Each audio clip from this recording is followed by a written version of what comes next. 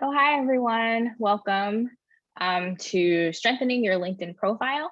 I am Lindsay Granger Weaver, one of the Associate Directors on the Advising and Programs team at Beyond Barnard and also Beyond Barnard's Equity Lead. And welcome back to some of you if you've been coming to these alumni webinar series.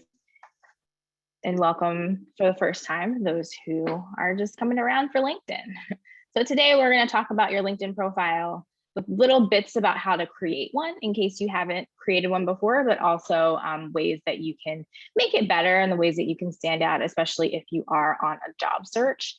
We'll also look at my LinkedIn profile, just because sometimes when speaking about this, it gets a little in the weeds if you can't visualize it. And also given the speed at which LinkedIn tends to change their formats and change their settings and all that, it may look different than the last time you were on the site. So without further chatter from me, let's get started. All right, so this is the workshop agenda. We'll talk about where LinkedIn fits within your general job search, how it goes with other documents.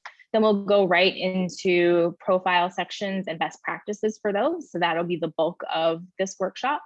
And then some general tips about LinkedIn, about the development of a profile, also how to make it stand out. Some general LinkedIn FAQs, and then some Q&A from you all. If you have any questions, that will be the point. We can answer them. So first, so LinkedIn really is a combination of a resume, a cover letter, and an electronic portfolio. It's a resume in the sense that it provides that chronological list of your jobs, but it's like a cover letter because you can provide a lot more detail about them. And then with the addition of your ability to add media and links to your profile, you can also have it as one of a portfolio to show off some of the best examples of your work. It is generally a live supplement to any application and therefore any job search. It is there 24/7. So that's why you want to, even if you don't update it constantly, you at least want to have something that is reflective of where you are now, so that if you are found by recruiters and hiring managers, then they will be able to, see what you're up to and then maybe try to recruit you for their position. When you are on an active job search, LinkedIn is looked at by prospective employers at various points, depending on the employer. It's maybe not as soon as you hit submit, but often if folks get beyond either that initial sorting of application documents, then the next level people will look at LinkedIn or try to look for you on LinkedIn. And so that's why not having a profile is, especially in 2021, is a little weird. It doesn't have to be very robust. It doesn't have to be super detailed if that's not what you want, but it should be there so that it looks like you are, have a web presence and that you are an actual human being. So next, we'll talk about some of the general profile sections and then best practices for each section. And so section 1, loosely, this introductory section, it's the top box of things. And it contains a profile photo, can contain a background image, and also the headline. And so the profile photo, really the key thing is that it's well lit and just you. This, how we are on Zoom with this like box around your head and shoulders is ideal. Sometimes people have family members or pets, but it should really generally just be you. It doesn't need to be, a glamour shot. You don't need to hire anybody to do this, but it shouldn't be a very obvious selfie. So cropping and, playing with lighting, if that's something that you do or have somebody in your life can do, makes a big difference in just having something that looks generally engaging and appealing. A background image isn't necessary. I actually, for mine, I just put it up today because I realized I was going to be showing off my LinkedIn profile, but it's not something that needs to be there. But if it is, it's something that can show off, a different aspect of your personality, different aspects of your like interests or work, or just be a really cool picture that you want to have be as part of your LinkedIn profile. The heading is the line that comes up right below your picture. It shows up in the searches as well, and it defaults to your current or most recent job, but you should definitely edit it, especially if you are on a job search or looking to eventually make a career change. You can use it to indicate dual interest or to indicate what you want your shift to be. So as written on the slide, experienced journalist with a background in law. So that anybody who comes across your profile, even without going into the experiences, can see that, oh, you have this background, but maybe you're making a shift to be a journalist. Or if you are, someone who is seeking to re-enter the workforce after taking time off, that's something that you can put, what you're hoping to do, like aspiring journalist or aspiring teacher or something like that in that headline. And so section 2 is the about section, and it is really critical that you have an about section. It shows up, or it typically shows up even to people who you're not connected to. And so when you're reaching out to make a new connection on LinkedIn, or if a recruiter comes across your profile, that's something that they see. So you want to make sure that it is strong. Usually only the first 3 to 4 lines are visible. So it's good to start off with something that is very indicative of who you are, what you want to do. And then we'll make them want to click the little link to add more, to see more, so that they can then read the rest. It can be used to really frame how your experiences are viewed. So if you have a lot of disparate experiences, for example, if you've dabbled in a lot of things, then you can provide some text within that about section that really ties it all together. You should also use that section to highlight accomplishments, highlight key skill sets, and always talk about the things that you would like to do more of. So if you're doing something that requires you, say, to use a lot of Excel, and the next thing you want to do is not something that you want to use a lot of Excel in, then that's not something you should highlight. But really talk about the things that will help position you for your next step. So similar to a cover letter, really highlight and focus on the skills and experiences that you want to use. You also anything that you want to do within your next role, or if you're trying to transition, you can illustrate how your current skill set would transfer to something else. It's really important with this section and then throughout your LinkedIn profile to lace it with really industry relevant keywords. That's how the search bots find you. That's how recruiters then find you. That's how they recommend jobs. That's how they recommend volunteer experiences on the site. And so make sure that, the things that people reach out to you about, or even the site promotes to you, are things that you'll actually be interested in. And that is by, highlighting and using these keywords of things that you actually want to continue with in your career. So section 3 is the experience section, and this really does look like a resume. It is that resume cover letter combination where, like a resume, it's in a single list. It's reverse chronological order, meaning that what you're currently doing is first. But you can't really change the order in a meaningful way or group things together as you can on your resume document. But you do have this space to add all of the relevant details that you would find in a cover letter. Typically, only 4 to 5 most recent experiences are visible outside of that little See More tab. So you want to make them count. You want to make sure that you can richly describe these, reflect the content of your About section. So highlight the skills that you highlight there, or highlight the experiences. Maybe say more about them if they're things that you want to carry into your next step. And then you can add media and links that's new from maybe a few years back. And so if you're in a field or seeking to enter a field that is kind of a show your work thing, like something creative or something, artistic, and you have a portfolio, you can link a few of your strongest pieces there. You can also link to maybe other websites that have your work on them.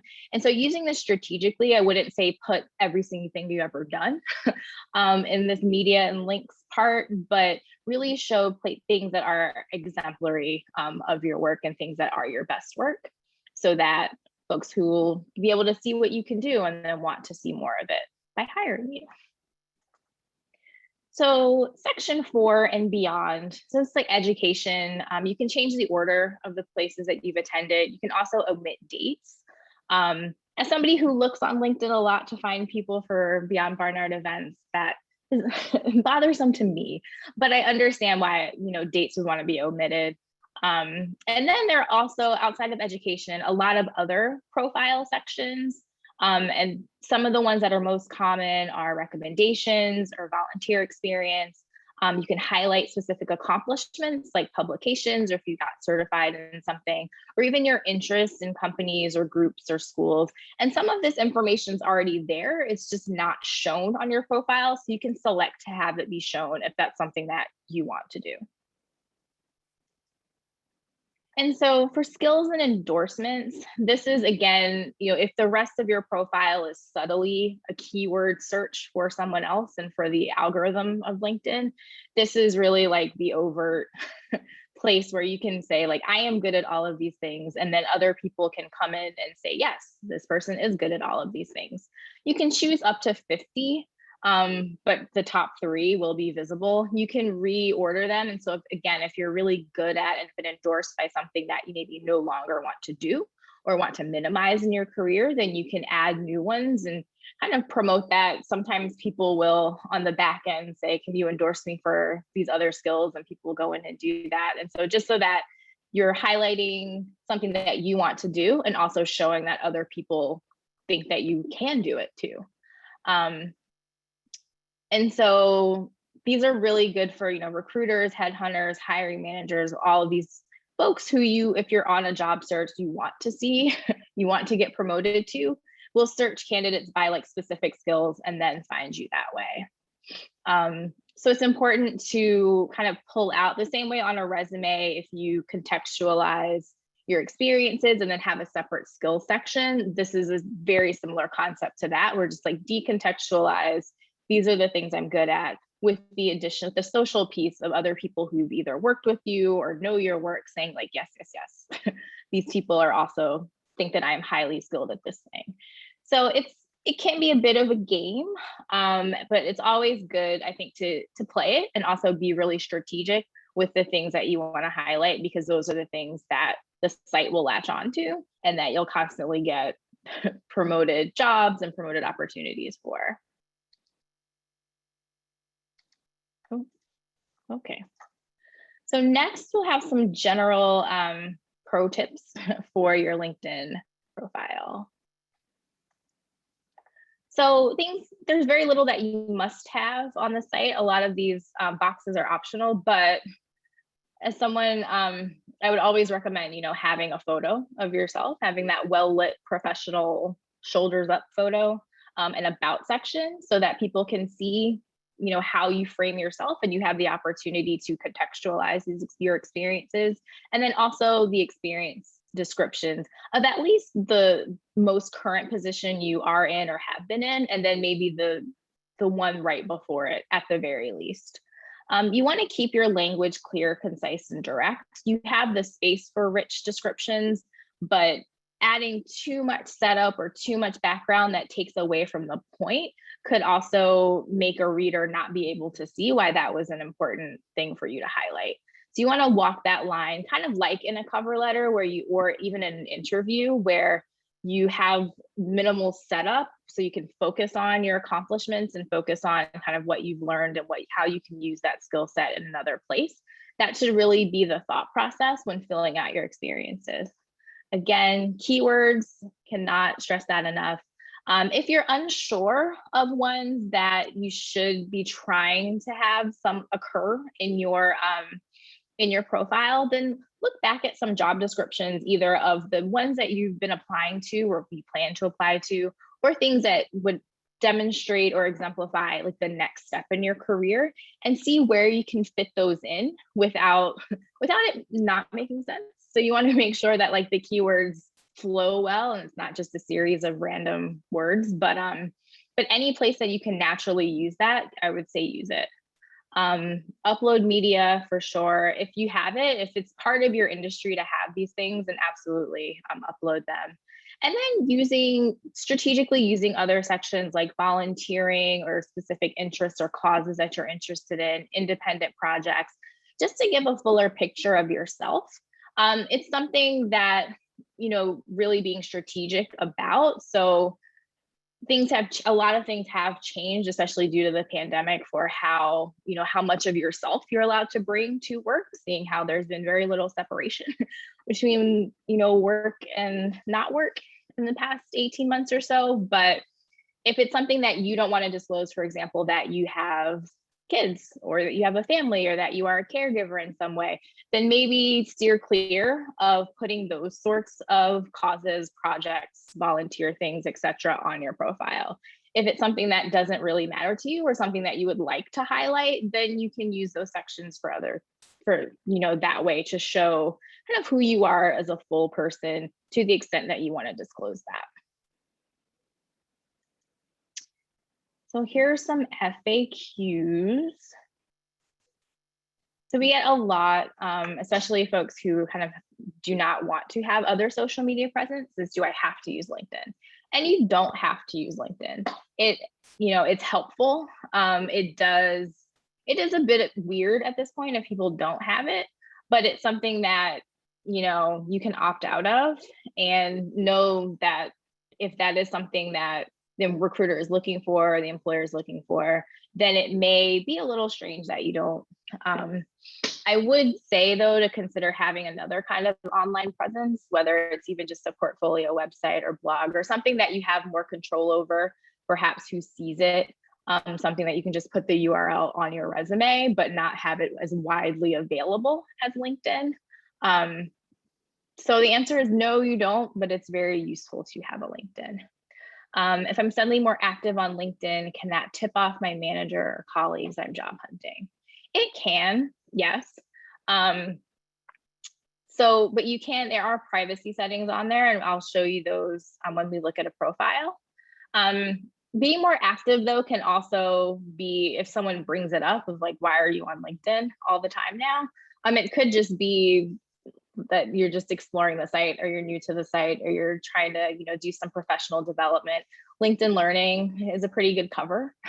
We're saying like LinkedIn Learning is a database of courses on LinkedIn, and it's something that you can go in, really do some professional development. They're also, depending on the things that the organizations that you follow, LinkedIn is also a really good place to just learn more about your industry or to get deeper insights and stay on top of it. And so may not necessarily, since the news feed is so active, it may not necessarily tip off people, but if there is some question, then you could use those as really handy excuses if you don't want folks to know that you're looking. So the custom URL is something that's on there that's really helpful for when you can just want to like plop your link into, say, your resume or cover letter or other sort of document, because the naturally occurring, like the general URL, is just your name and then a whole lot of letters and numbers behind it, and that's really unwieldy to put on things. And so custom URLs are helpful for just being able to share it. And then controlling what folks see. So this really is a question that goes back to the, do I have to use LinkedIn, or I'm not a social media person. And you can go to the edit public profile and URL link that's on your profile page, and then you can toggle and see there's a menu of what is seen when people are logged in, what is seen by people who are not logged into LinkedIn, and you can really get very detailed into what you want public and what you don't want. So it's gotten these, and a lot of these again have been pretty dynamic with LinkedIn, and so before, in previous iterations, it's just been like, you put it on there, everybody can see it. But now there's a lot more control over who can see your profile. So let's look at a profile, and I'm going to stop the share for a moment while I grab a different screen. All right, so you should be seeing my LinkedIn profile. And so, this is kind of just scroll through, but picture, and truth be told, that is a selfie, but it is cropped so that it's not a selfie. The background photo again was popped in there today, but I feel like it adds something about my location. And so this is really that intro box. The headline has been changed from my current position to these keywords because it's pretty indicative of, you know, what I do. This open to button is interesting because, and these are all things like the back end. And so when you are in your profile, you'll have all of these. When you're in someone else's, a lot of this can disappear. But sharing is caring, so we can come into my back end. So if you are looking, then you can click on this and you can say, you know, you're open to finding a new job so that recruiters know that they can reach out to you and that you're actively seeking. If you are in the position to hire, you can put that, and then people can reach out to you. It'll be shown on your profile that you're hiring. And so these are ways. I think the open to work is public. So I would keep that in mind if you are concerned about colleagues finding work. These are different, you know, a dashboard where you can see who's in there, who's viewed your posts, if you've appeared in searches. If you're a LinkedIn premium person, then you get more information. I am not, so I am not. So I do not have extra things. The about section, again, there's these 3 lines, but then click and see just a little bit more. But if you are someone who maybe your experiences, again, aren't matching what you're looking for, or you feel like you want to make a shift, or you've done a lot of things and really want folks to narrow in on specific experiences, then you can add a lot more to this about section. So my activity is very minimal. We are hiring. And then just work experiences. So, and these are kind of the adding the media. So then you can click on it. It'll show this was the cover of a talk that I did for the Opportunities Fair.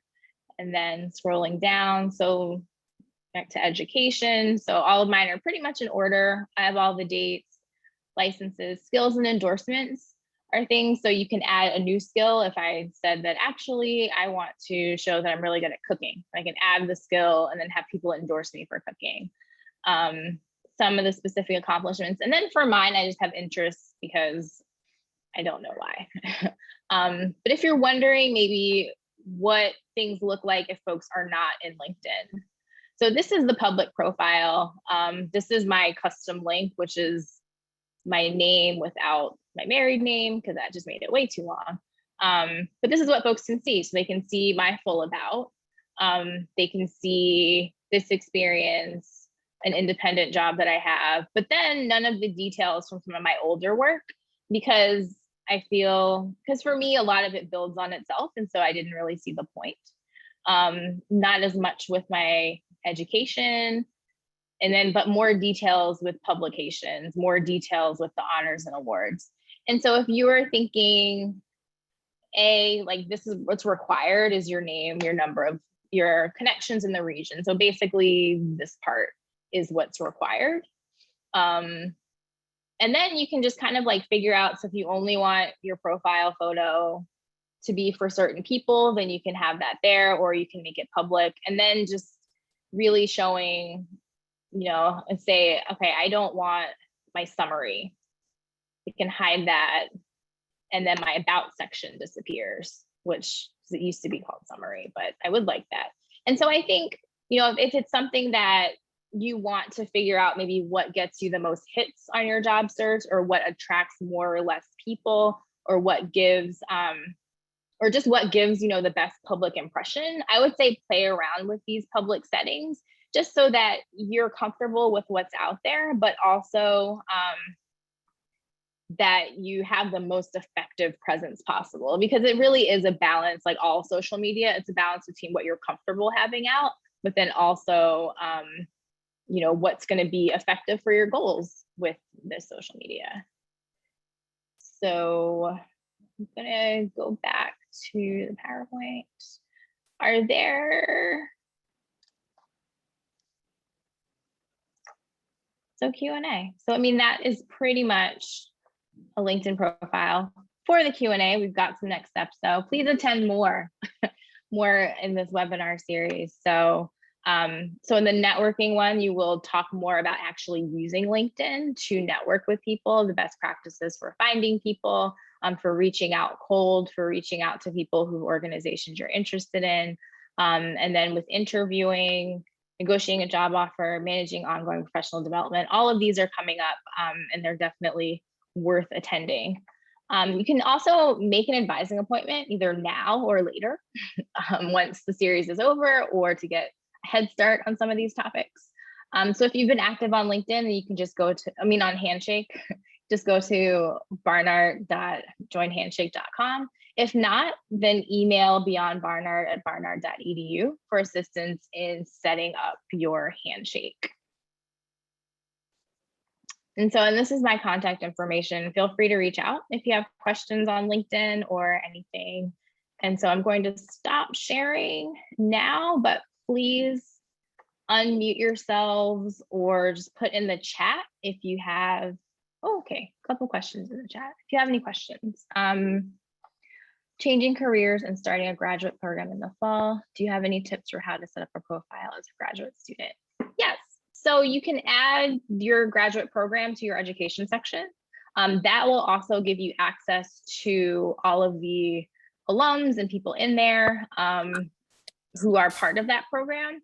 And so you can start to network with them. In your headline, you can put in graduate student at certain program or graduate student in, and then put your discipline.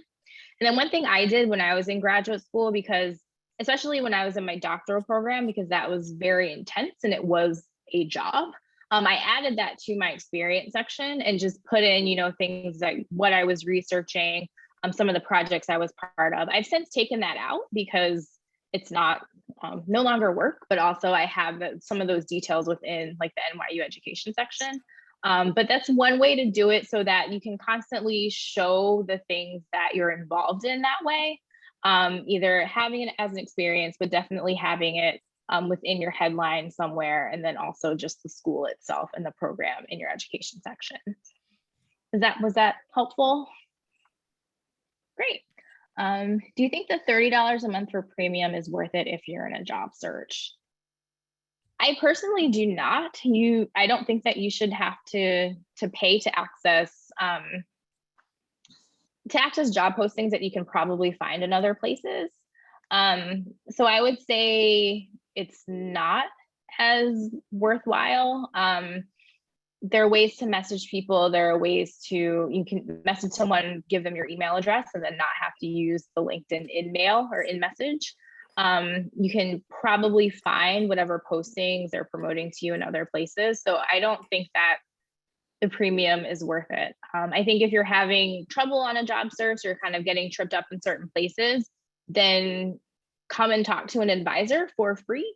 And then we can help with that strategy and see what exactly is missing. And it most likely isn't something that LinkedIn Premium can solve.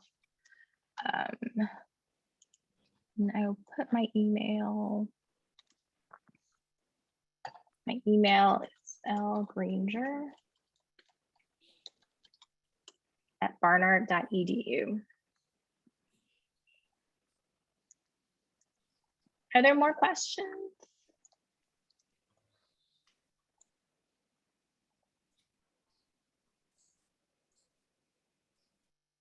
So I have testimonials from clients from whom I could not ask actual LinkedIn recommendations as they are not my direct clients. Where could I add these on my LinkedIn? So it could be somewhere. So since they're not on LinkedIn, typically the people have to put them themselves. So if they're not on there, they can't add them to your profile. However, you can have, like if you have a personal website, you can link that testimonials page from there to your LinkedIn experience that correlates with those testimonials. And so that way they'll be captured by LinkedIn, but not necessarily housed on your profile to be directly read, because if they're not on LinkedIn, then that can't happen. And so I think for this, linking to them or having a document that can be uploaded as a media file, so that somebody doesn't have to go to a separate website, they can just click it and then see the testimonials there. Yes, we do review profiles in appointments. So you can make a Handshake appointment, and LinkedIn is one of the options. And so in that meeting, we can go over your profile, see what parts need to be tightened up, what parts don't need to be, brainstorm additional content, and also strategize on what some of the best ways to use the site are, so that you can connect with the people that you're interested in connecting to. And so on Handshake, there are LinkedIn profile appointment types that we can absolutely go over profiles.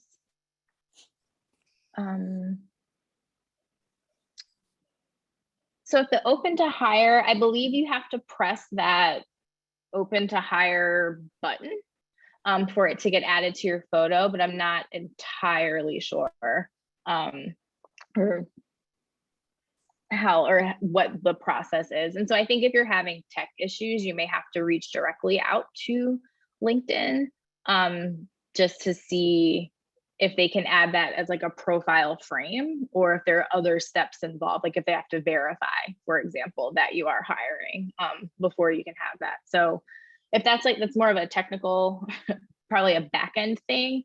And so I think reaching out to them if it doesn't work within a reasonable amount of time is a good strategy. The biggest mistake people make with their profiles that I have seen. So I think the biggest mistake is really not maximizing the fact that it is a keyword search. And so not having an about section, or not providing as many details within their experiences as would be helpful to have someone find them, to have the right kinds of recommendations for jobs. And so I think having it basically not work for you. And so I think filling out the about with these very tailored keywords about what you hope to do, as opposed to what you have been doing, especially if those are not necessarily the same thing. And then just putting within, highlighting the things that you want to do, and just being more aspirational with your profile would make it just a much better experience on the site, because then you start to receive some of the opportunities that are really algorithm driven. And so, like I said, at some point in the presentations, we help the bots out. And so help them out by making sure that these keywords are in there. And to find the keywords, it's fine. We're here to answer questions. It's okay. To find the keywords relevant to your industry, you can. The easiest way to do that is to look at active job postings and see what they are asking for. And those are typically the things that recruiters are also going to be searching for. And so you can look at a few on sites like Indeed.com, which is the general Google for jobs. But if you're more niche and things like, if you're looking for, public sector work, you can look on Idealist. If you're looking generally, I'll put in the chat a site called ONET. And so that is a career research database that is run by the Department of Labor. It has pretty much any job title you can ever imagine, and very, very detailed descriptions of what goes into that job. And so that will be a very big umbrella to start to look for specific keywords. And so if the job descriptions are thin, or if you can't find a lot of them, if they're off cycle for recruiting right now, then ONET would be a good place to go. Already joined Handshake. Can we add Barnard? I believe so. I think if you're having trouble with Handshake, then you can email the general Beyond Barnard email address, and that goes to our Handshake admins on staff, and they can help you set up your profile for Barnard. But I think if you're using an email address, no, I would say direct that question to Beyond Barnard at barnard.edu. I'm just typing that into the chat right now, because I don't want to give wrong Handshake information.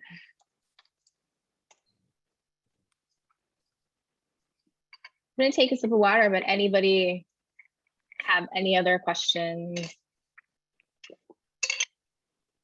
Does Handshake still require a year of graduation?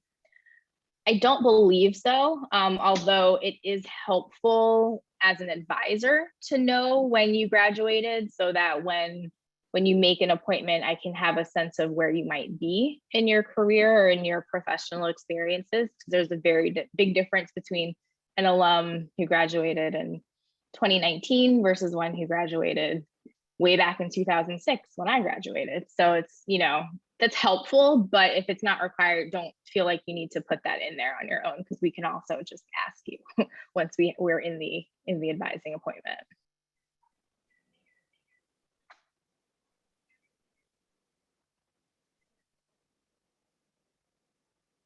Okay, in Handshake, that I'm not sure of, if what exactly is visible to employers in Handshake and what is not. Handshake, depending on where you are in your career, may not be the most useful site, since it is very much tailored towards current students and recent grads.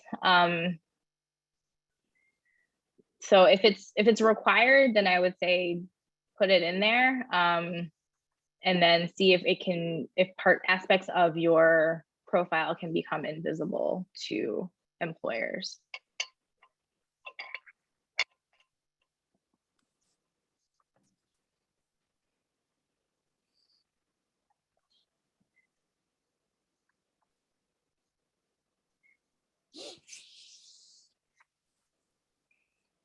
Is there anything about LinkedIn profile or generally they haven't covered? Oh.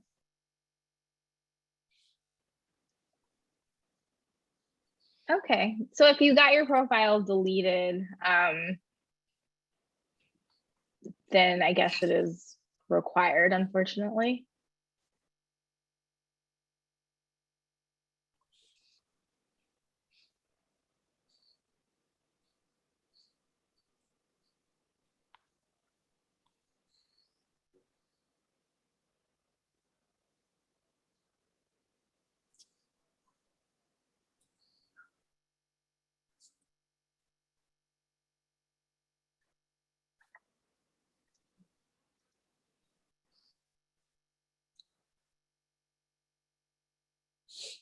There are some examples of great profiles. So we don't have screenshots of people's profiles just for their personal privacy.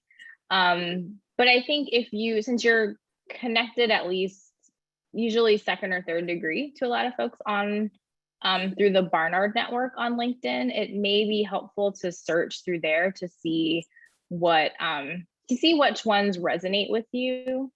Because a lot of times too, what makes a great profile is very specific to the industry and not necessarily, one standard.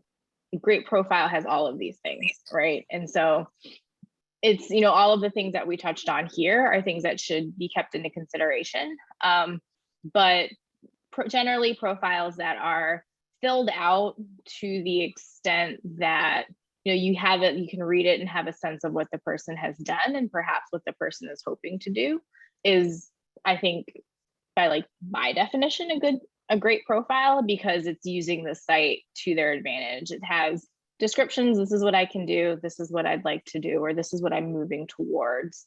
And then also having things like media and links, and also a decent amount of a network connection there makes for good profile and good use of the site.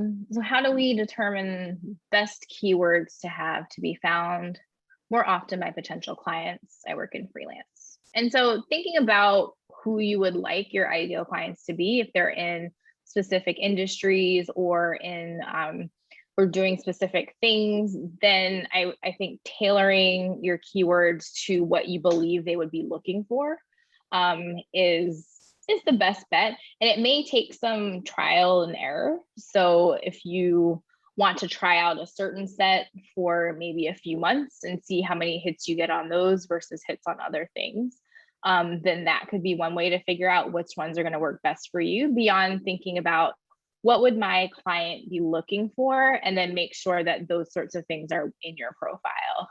And also thinking about what sorts of things do you want to do, or what sorts of things would you like to be found for, and then having that there so that you can see, if you're getting hits from clients that you maybe don't necessarily want to, they're not really the good fit for you, then you can know that this set of things isn't working, and then you can try other ones.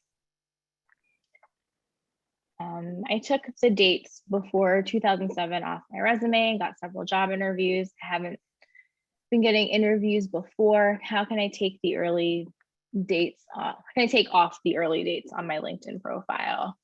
I believe there's a feature where you can hide the dates. You can definitely take off the ones from your education, but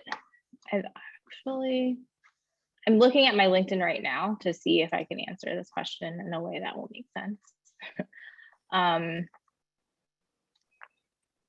Because it's a matter of editing them. I mean, they have, so it's a bit of like a forced, the dates are forcibly on there, meaning that they're required fields. But in your public settings, then it may be helpful if you remove some of the details, then that could be a way to take them off. It's very difficult to do that on the site, honestly. And so if there is a workaround, I can look for that quickly and then add that to the email that'll have the slides from the workshop, because it is something that they're becoming a little bit more responsive to things like this. And so that feature is either there or likely coming. But so stay tuned if it's not something, but I'll do some digging once we're finished with this, because that is a really great question.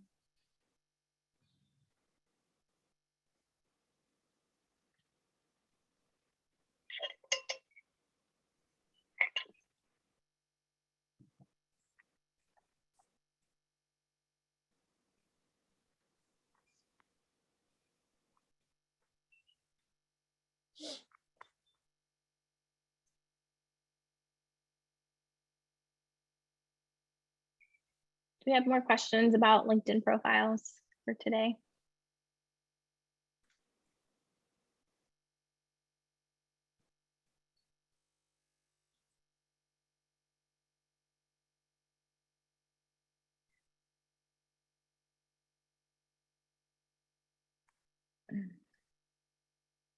All right, well, if that's all, then thank you all so much for coming. If I find the workaround, I will share it with the ever-present, always amazing Claire, who will then share it with you all in the email. Please come to more of these alumni webinars. They're great, and we look forward to seeing you at those and also in advising.